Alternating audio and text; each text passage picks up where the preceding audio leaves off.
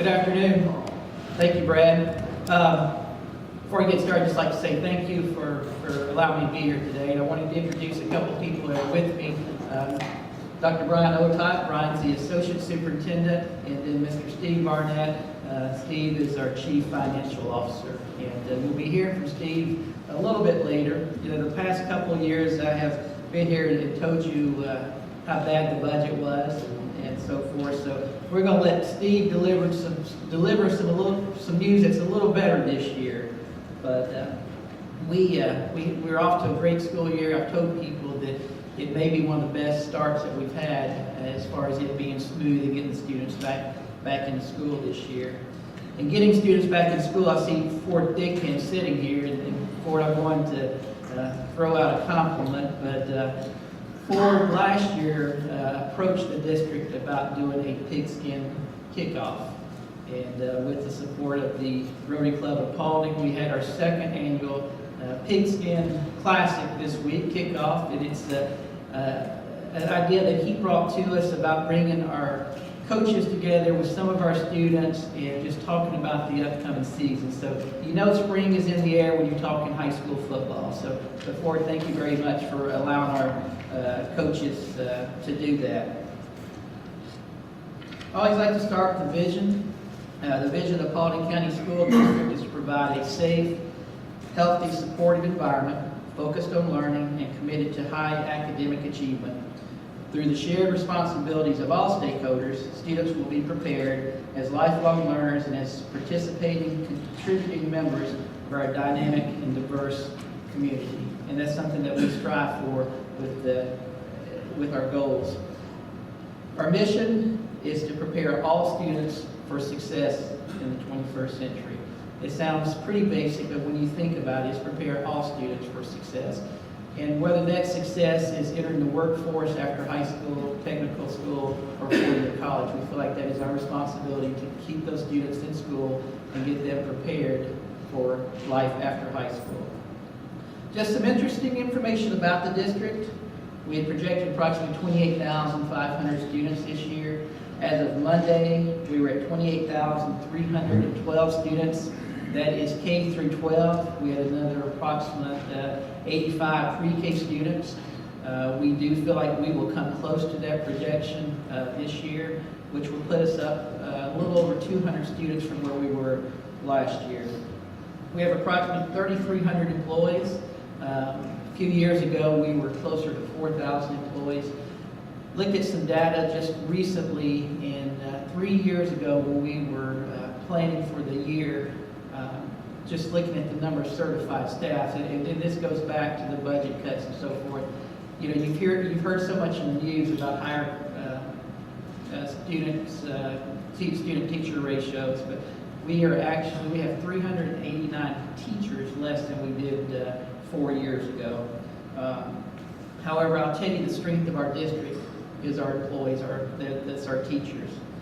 We currently have 252 buses transporting approximately 18,000 students each day and traveling approximately 13,500 miles daily.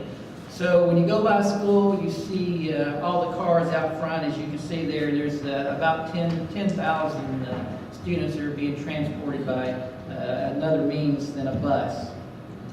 We have over 4.1 million square feet of our district facilities.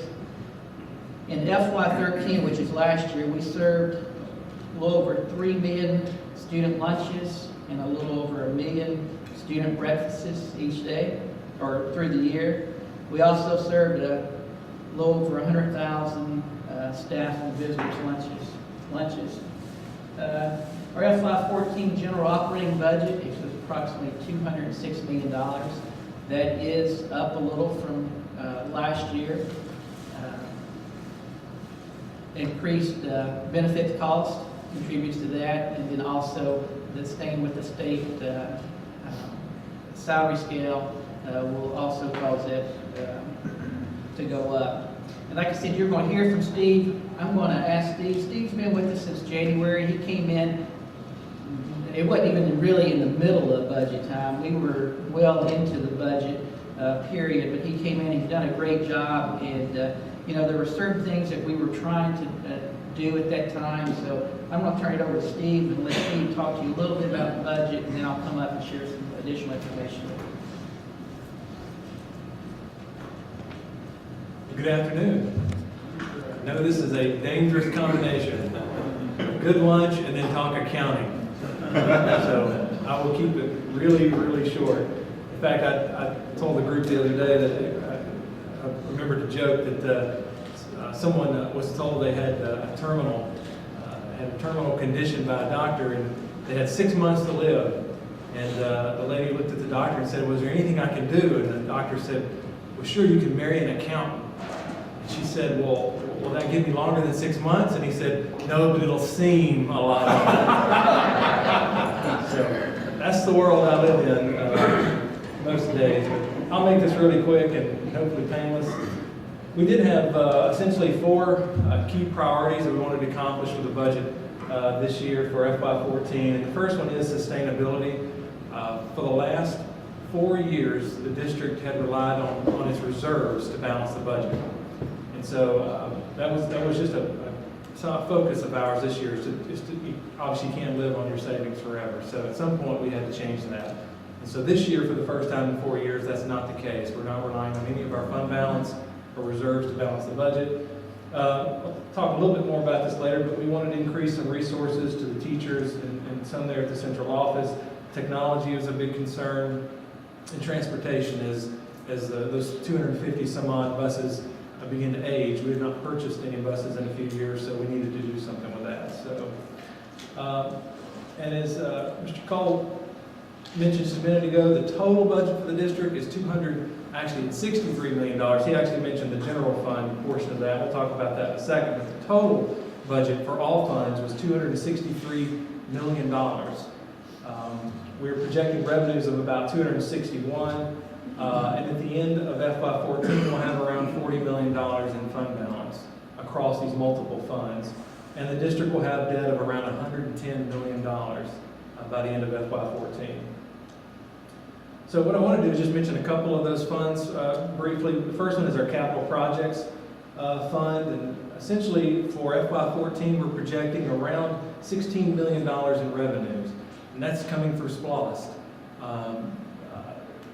For FY13, make sure I say the right year, we had great success with SPLOST. In fact, we were up 5% over our projections for what we thought would come in through SPLOST revenue. And so for FY14, we're looking at around $16 million. We'll turn around and spend around $4 million of that on capital projects. But around $12 million is going to go to principal and interest on that $110 million in debt. And then we should be left at the end of the year with around $11 million. And then we try to keep we have a minimum reserve policy where we keep enough within SPLOST, within our capital budgets to basically take care of the debt service. And we never wind up in a situation where the daughters came, like my teenage daughter comes and loots my wallet and I go to pay for something and I have no cash in it. We don't want to wind up in that situation with our capital projects, so we make sure we have a good policy that makes sure that never happens. The general fund, as Mr. Cole mentioned, we have $206 million projected in expenditures for FY14. That's up 3.5% over the prior year. We're looking at revenues of around $208 million, around 8.4% increase. So if all that comes to be, we're going to end the year right at around $1.6 million of revenues over expenditures, which is a little less than 1%, and that was kind of our target. We'd love to come in just under budget. We don't want that point to be over. So if we've done all our work correctly, by the end of FY14, we'll have about 1.5 months worth of expenditures in fund balance within the general fund, and that's kind of our goal. And again, for the first time in 4 years, we're not going to rely on any reserves to balance the budget. Just to give you a quick overview of the general fund, basically in revenue, we receive around 75% of our income comes from state sources, primarily quality basic education funding through the Department of Education. 25% comes through local taxes, and so that's primarily property taxes. And then less than 1% comes from the rental of facilities and interest and that sort of thing. For FY14, we're looking at, again, an increase in funding due to teacher experience and training as our teachers kind of grow with us. QBE funding gives us more money to compensate them. For FY14, we're still in a situation where, without getting into too much detail, we have to basically give some of that QBE money back in something called a local fair share, and it goes into a big pot, and then it goes out from there for different reasons. And so our deduction for local fair share was actually reduced for FY14 by $1.2 million. And that has to do with a declining historically declining tax digest. Because this information, the Department of Education is actually using 2011 data as far as the digest is concerned. But ironically, for FY14, we're actually projecting that the digest is going to go up a little bit. So for this particular year, we're getting a little bit of we're having our cake and eating it too. We're actually going to see more tax revenue, and we're also getting more funding because historically the digest has been pretty good. We received around $35 million in an equalization grant, and that is primarily where all that the local fair share goes into that pot and is drawn back out by certain districts. We're a great recipient of equalization funds. What that basically does, I thought you might find this interesting to know that we don't have to get into all the details because you will fall asleep if we look at this too long. If you stare at it too long, you just drift off. But over on the far left side is our student count. Paulding County educates around 1.7% of all the students in the state of Georgia. We're the 13th largest school district.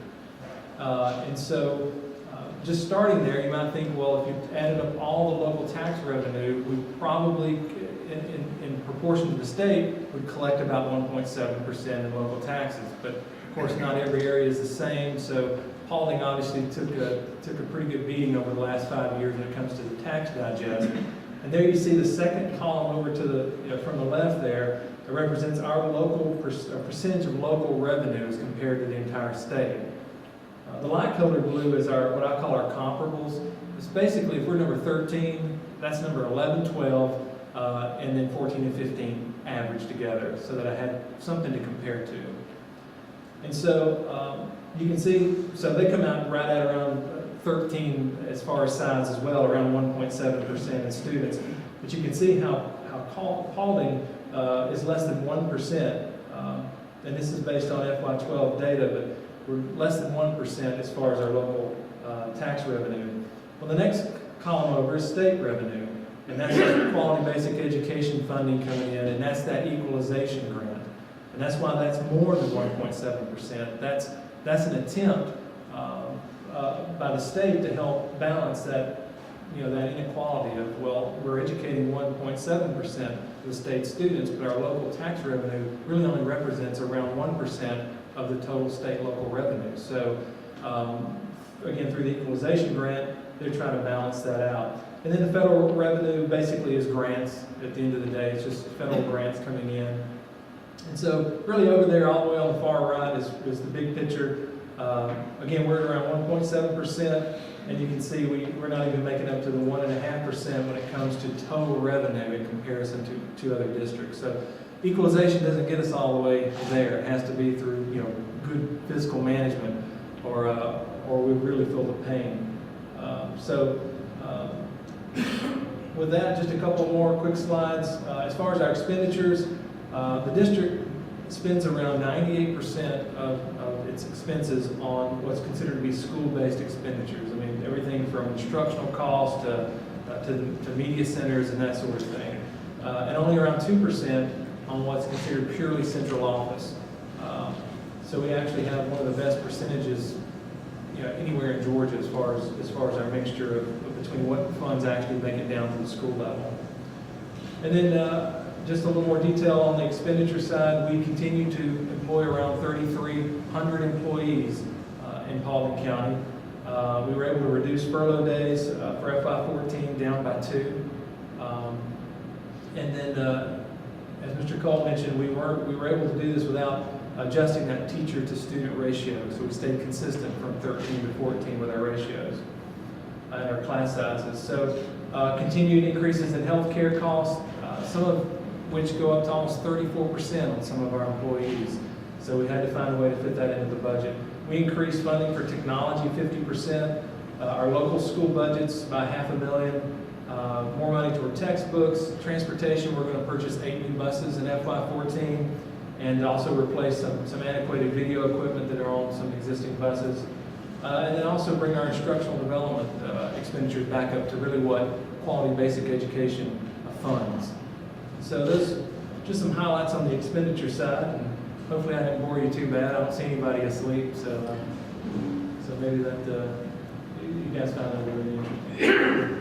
Any questions regarding the budget?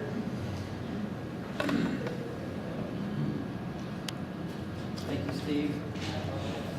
So you've heard a little bit about where we are to start the school year off. Heard about the budget. Let's talk about priorities just a little. 3 years ago, a little over 3 years ago, when I became superintendent, we had several different things going on. And I'm sitting down looking at our goals and priorities, and really I felt like we were all over the place. So we went through all of our student data. We did it as a leadership team. We did it as a group of principals. We had our board members to go through, look at the data, and really look at the areas that we needed to be focused on. At that time, it was increase our focus on our subgroups to close those achievement gaps between the subgroups. We knew we had to focus on math. And then as we were looking at the data, we could see gaps between, elementary and middle and high, just looking at the students' test scores. So we've come back and we've revamped those a little.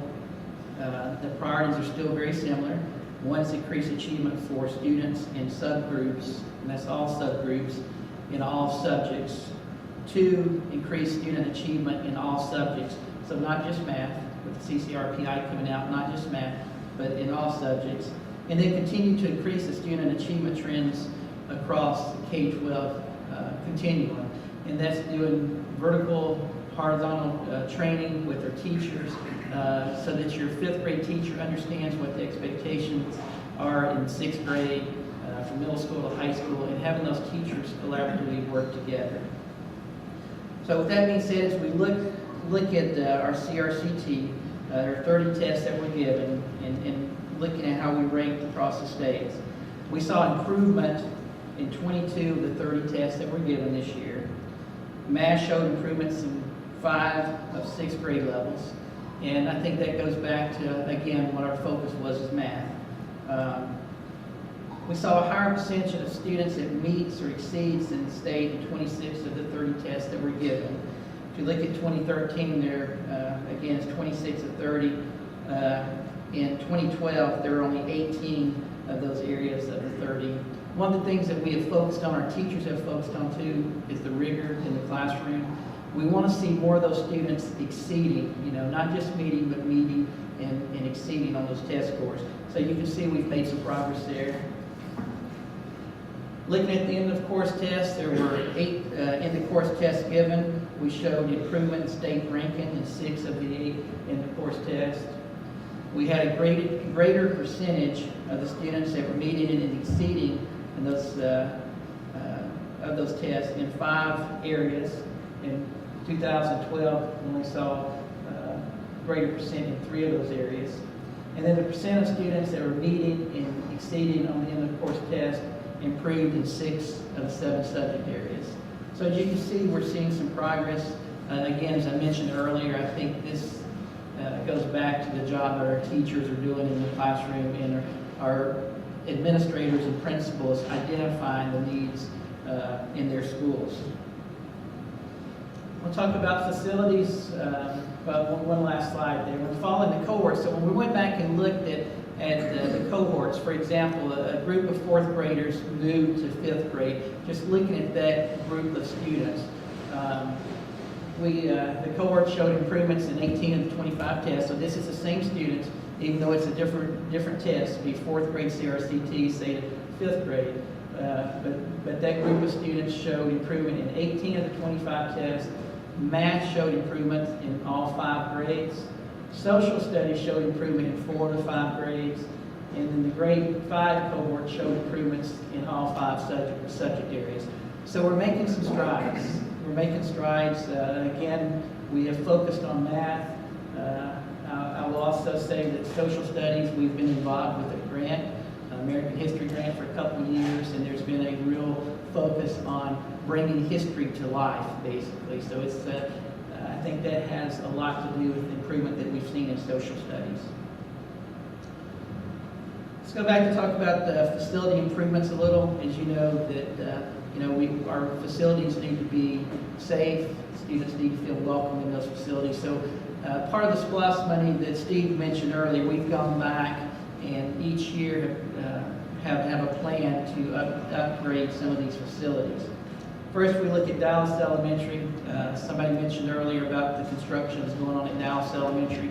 Like almost immediately when school was out, and we knew that we had a short window, because as you know,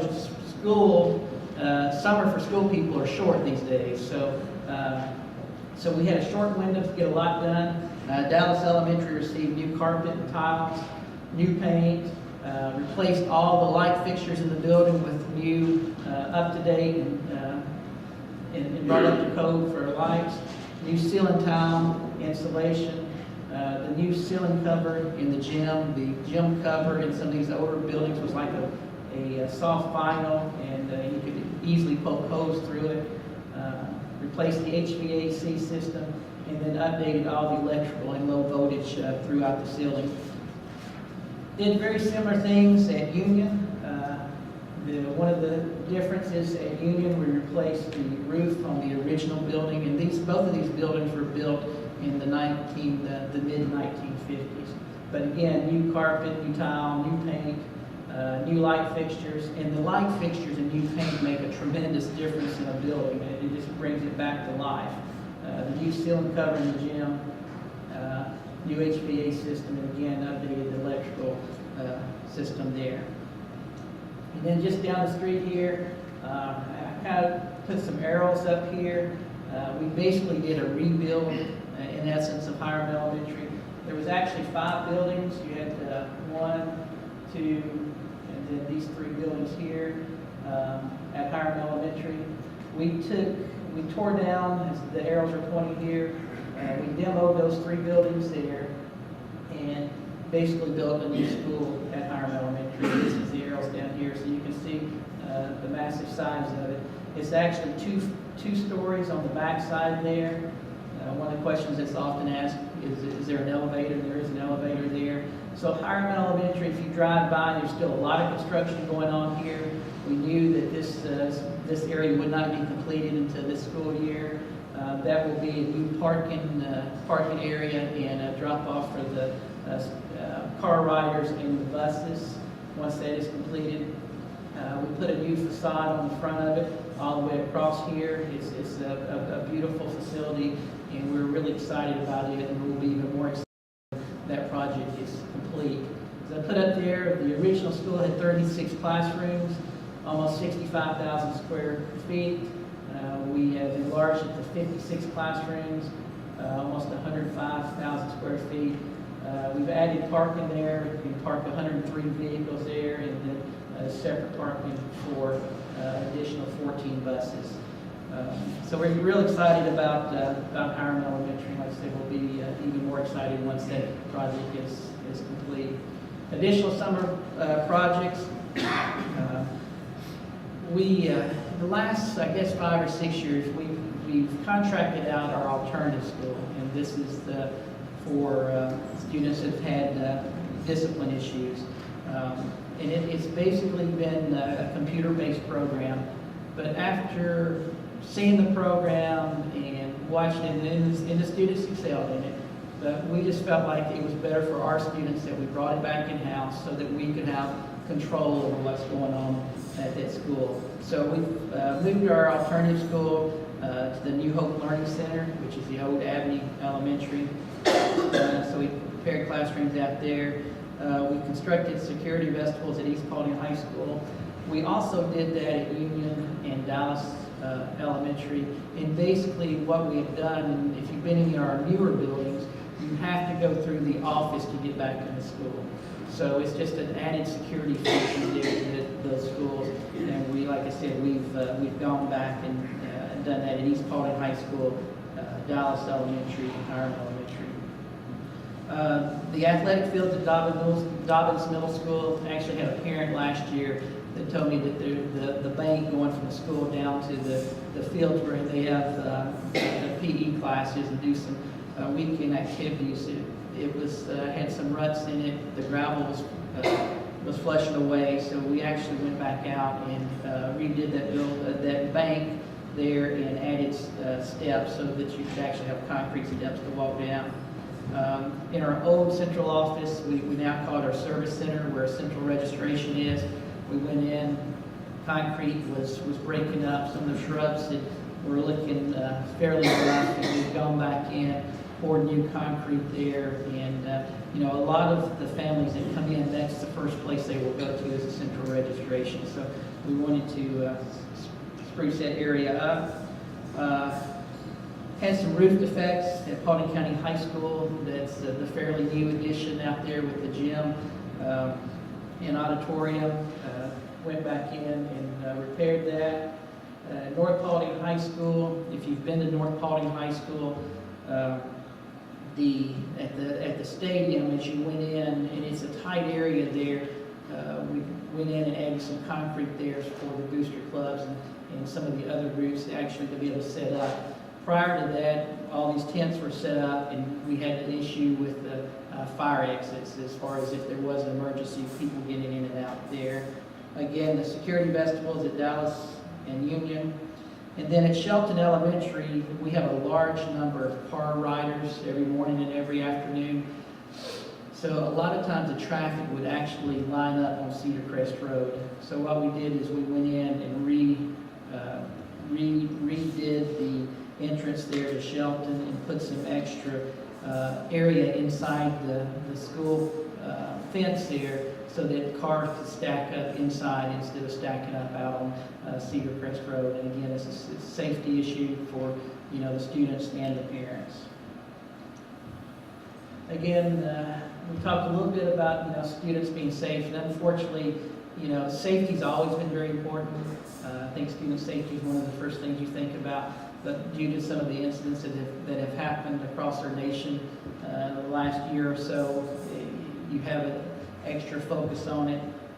So one of the things that we have done, again, is added the safety doors or security doors, the vestibules to the school. And as we go back and continue to do some of these improvements with our older schools, that's one of the goals that we will be trying to complete. And it's basically adding that extra security there so that any visitor that comes in will have to go through the office to get into the building. That's taking into account that all the exterior doors are locked as they should be. We've added additional security cameras throughout the schools.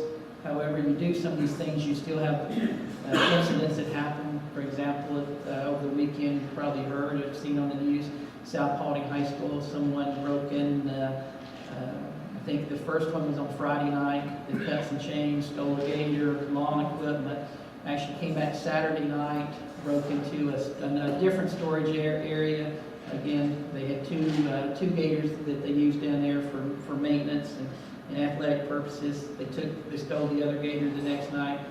There is some video evidence of that, but again, there still doesn't seem to be enough coverage. But we have gone back, added additional security cameras to our campus. We also have a new parent identification system that we will be using in our schools. And this is another situation where we're trying to be consistent across all schools. And basically, when a parent comes in now, they have to provide a government ID, whether it be a driver's license or another type of government ID. And it basically, I think, goes into a card reader or scanner.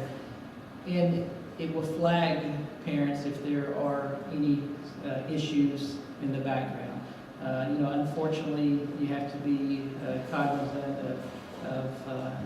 of the type of people that are in your schools. Somebody asks, what if they don't have a government ID? Then they basically have to get pre-approved through the system. One of the last things I wanted to talk about, and you may have heard this from other districts. We'll have stop arm cameras on our buses, some of our buses beginning hopefully September, Brian, is that when we're shooting for? And basically the stop arm cameras will be a camera on the bus, and when the stop arm comes out, the signal, the lights are on the bus are on. If a car goes through that stop arm or goes around the bus, basically it takes a picture of the car and the license plate. We did a survey on one day last year, and we had over 80 stop arm violations in that one day with people going around the stop arm on the buses. So you'll be hearing some more information about that as the years to come. We actually have I guess a public service announcement that's going to be coming out in conjunction with the sheriff and the sheriff's department to announce that. Upcoming dates, we have on August 26th from 8:30 to noon, we have what we're calling a mini summit. It's at West Ridge Church. And basically with the new College and Career Ready Index, we're trying to get some feedback on how we as a school district can better prepare our students for, like I said, the workforce, post-secondary. There will be panels from workforce development, our college, Highlands, Georgia Tech, Kennesaw State will have a panel, and then also a panel made up of the school district to really see how we can assist each other in better preparing our students to move forward. September 9th, which is a Monday night, we have a stakeholders meeting at 6:30 is at the Board of Education. You're always welcome to any of these events. And then October 6th through the 9th, we have our SACS accreditation visit. And as much as you've heard probably in the news over the last few years about accreditation, you know, accreditation is very important to the district. I will tell you that we feel prepared. Basically, with accreditation, they will come back and talk to you about the positive practices you have in place. They will give you recommendations, and then any things that need to be, that are required improvement. And we've already been told that, you know, there will be some required improvements, and that's okay. I mean, if the part of the accreditation is basically to ensure that we're meeting highest standards, to encourage a continuous improvement, and then demonstrate the quality assurance through an external review coming in. So there will be a team of coming in from inside the state of Georgia, outside the state of Georgia, but really to look at our practices and whether we're aligning our objectives with those of the school. So that's where we are. Like I said, we had a great beginning of the school year. Again, I cannot applaud our teachers and our administrators enough. They've done a fantastic job. So, again, thank you for having me here today. I'll be glad to answer any questions you may have. Yes, sir. Good, thank you so much, Dave, your team. One question, I do have a concern about South Paulding, that's in my district. How is that, the resources, the equipment stolen from the school? How do y'all, I guess, absorb that in the budget? I know Lydia, and some other members of the community in that area have already made contributions to help restore or try to buy back some of that equipment. How do we deal with that so that they have the useful things? Obviously, football season and other sports coming up. How do we? Right. Well, you know, fortunately, some of that will be covered by insurance, but again, the district has a fairly large deductible. The last I heard, they would estimate approximately $30,000, you know, with the gators and the other equipment that had been stolen. So insurance will take care of part of it. Unfortunately, a lot of that equipment was purchased with their local funds there, you know, through Boosters and stuff. Exactly. So getting it replaced will probably take a little time. As you know, insurance is not always a quick turnaround, but that's basically the way it would be handled. And I do appreciate Lydia and Representative Gravely,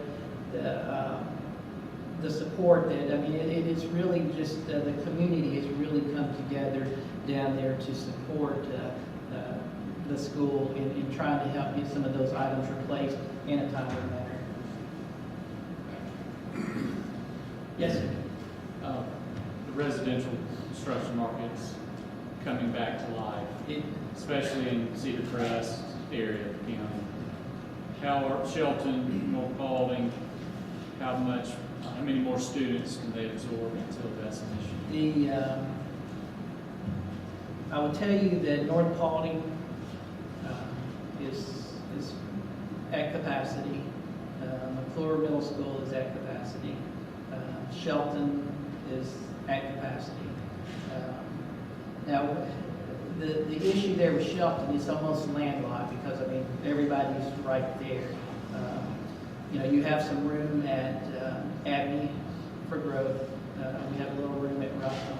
I will tell you that we are already in the process of trying to locate property up on that end for specifically for potentially another high school and middle school.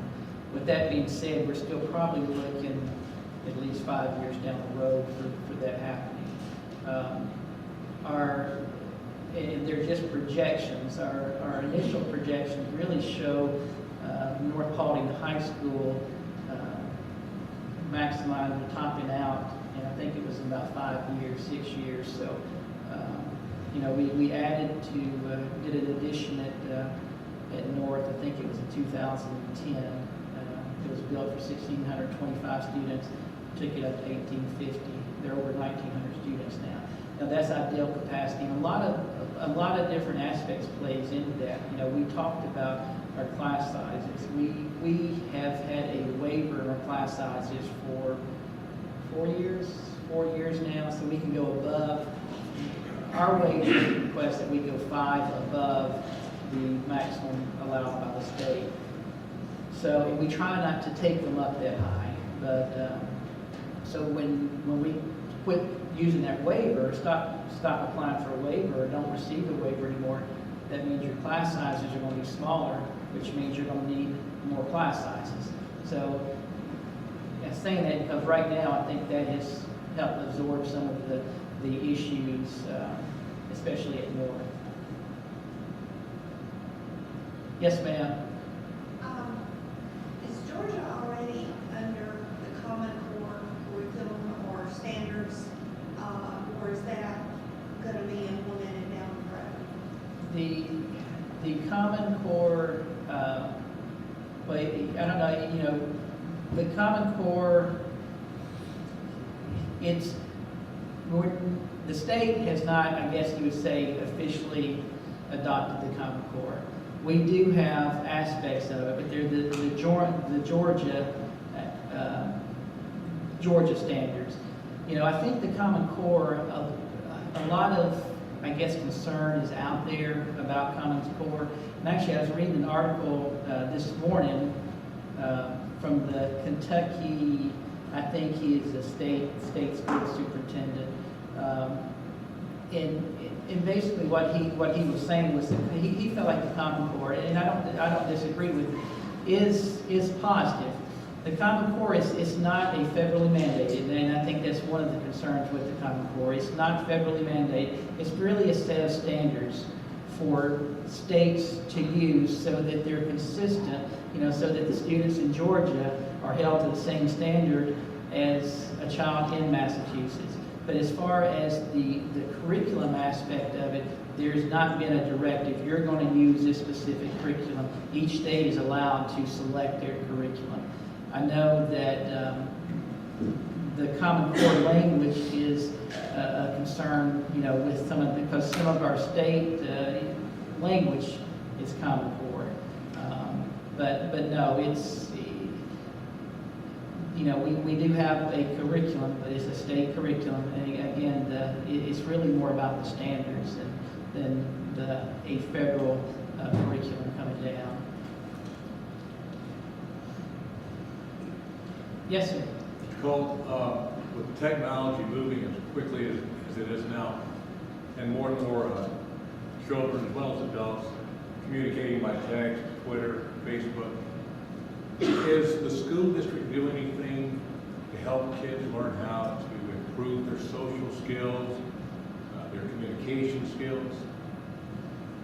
Well, yes and no. It's that is I mean, to be honest, I think it's a balancing act to some degree. I think people that are my age and older are somewhat resistant to it. But it's part of life today. And I think we've opened up our secondary schools to allow, or actually the high schools, to use technology, to bring, their own technology.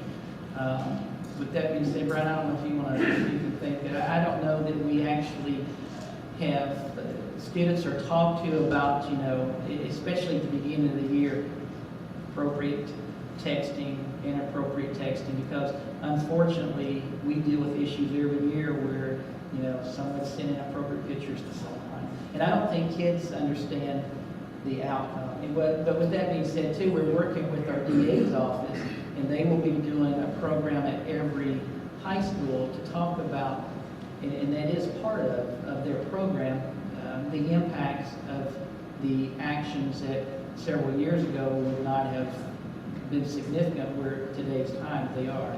So, through that, and like I said, at the beginning of the school year, but no, there's not a specific, class or program. So many times I think the kids are smarter than the Yeah, but do you think that's hurting them just by texting instead of doing what we're doing? Oh, I now? definitely do. I again read something a couple of weeks ago by a gentleman by the name of Dr. Tim Elmore, and he's all about today's the Y2. I think he calls them the Y2K kids, and that's what he was referring to in a text. The different tones that comes. There's no emotion in the text. Right. And the issues that it causes with communication, and how are these kids going to deal with everyday life, when they do grow up. Well, for example, they have to put LOL on the end of it to let you know that it's a joke and it's supposed to be funny, Right, because there's no inflection.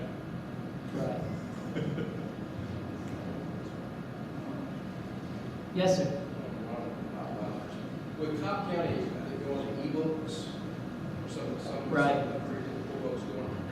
Is that something we're looking at here at Paulding, or is that something maybe I think- some years down the road, or? Yeah, I don't know that we're currently looking at it. I mean, we've talked about it. To be honest with you, we've talked about it for years. I think with today's society, I think you have to look at it because one of the issues. I mean, the expense of a textbook, for one, and how long does it last? Majority of students have access to a computer now. There's so many resources that they do have available. Yeah, but I think we have to look at it. Unfortunately, this kind of goes back to the same thing that Mark was talking about. Unfortunately, kids, so many of them would rather look at a device or, that's their lifestyle as opposed to pulling out a book and looking at a book. The other issue too, your books, your science, your social studies book, some of those books are outdated by the time they're published, before they get to our hands. But yeah, I think it's something that as time goes on, that we'll have to at least consider. Yes, ma'am. One of my favorite subjects, and we've talked about it in the Business Association, because basically we're here to serve small business, and that is some type of curriculum that addresses soft skills with our kids. Feedback you get from a lot of businesses is that you can't leave these kids unsupervised. They can't communicate properly with a customer or whatever. It's a shame, the kids aren't learning it at home. You've got mom and dad are both working. There's not a lot of time to teach children how to communicate properly and what's expected of them. And a lot of them, I guess they're surprised to find out they're being let go because they're late 2 or 3 times.